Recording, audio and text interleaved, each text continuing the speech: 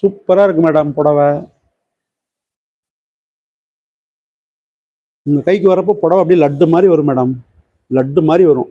ஏன்னா நாங்கள் கைத்தறி நெசர். லக்ஸரி பட்டு மேம் 1100 rupees. 1100.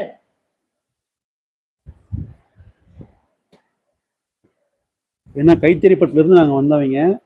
உங்களுக்கு சீலை வரப்போ அப்படியே சூப்பரா வரும். உங்க வீட்டுக்கு வர்றப்போ கசா முசான்லாம் வராது மேடம். வித்தா போதுன்னு நினைக்கிற கடை எங்க கடை இல்லை. பாருங்க சூப்பரா இருக்கும். வாங்குறவங்களும் திருப்தியா இருக்கணும், எங்களுக்கு சந்தோஷமா இருக்கணும், கொடுத்தங்கிற ஒரு சந்தோஷம் இருக்கணும். அதுதான் மேடம் எங்களுக்கு வேணும்.